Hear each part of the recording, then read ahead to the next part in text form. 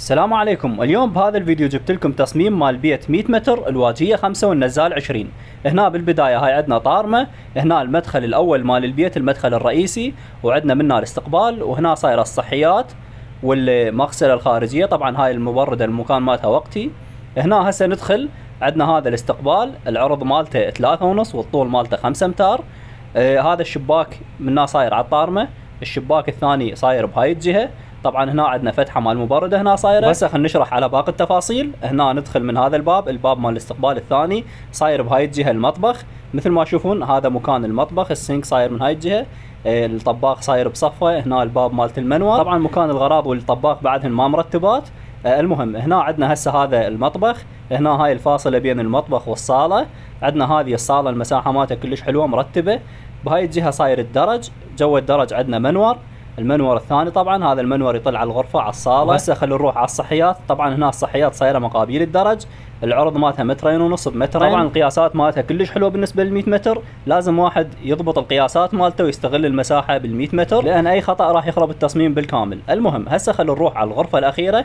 هنا هذه عندنا الغرفه الاخيره، المساحه مالتها 4.5 ب4.5، وعندنا شباك صاير من هاي الجهه 2 بمترين. هنا عندنا فتحه مال مبرده من فوق طلاقتين. التصميم مالته الشباك كلش حلو.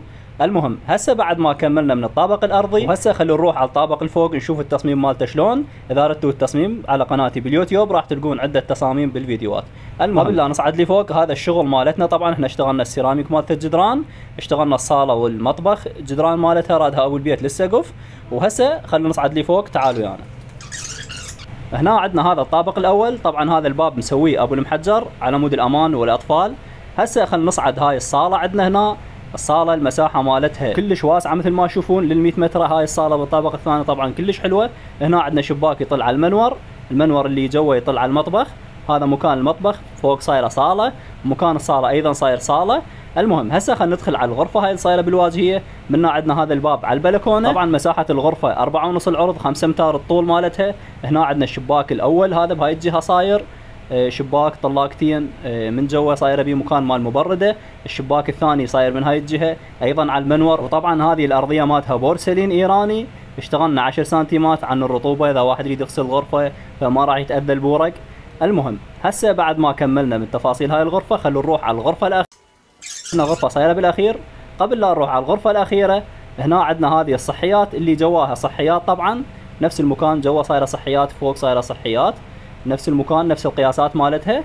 هسه بعد ما كملنا طبعا هنا عندنا هذا الدرج صاعد على البيتونه. خلونا نروح على الغرفه الاخيره. هذه الغرفه الاخيره المساحه مالتها 4.5 ب4.5، نفس الغرفه اللي جواها ما بيها اي اختلاف. هنا الشباك نفس المكان مالته، هم شباك مترين طلاقتين، ومن جوا بيه فتحه مال مبرده. المهم هسه هنا وصلنا طبعا لنهايه الفيديو. اللي اتمنى منكم تسوون لايك ومتابعه على الفيديو، واللي عنده اي استفسار او ملاحظه يكتب لنا بالتعليقات. اذا ردتوا التصميم هذا راح تلقونه بقناتي على اليوتيوب، اكتبوا احمد آل بدير راح تطلع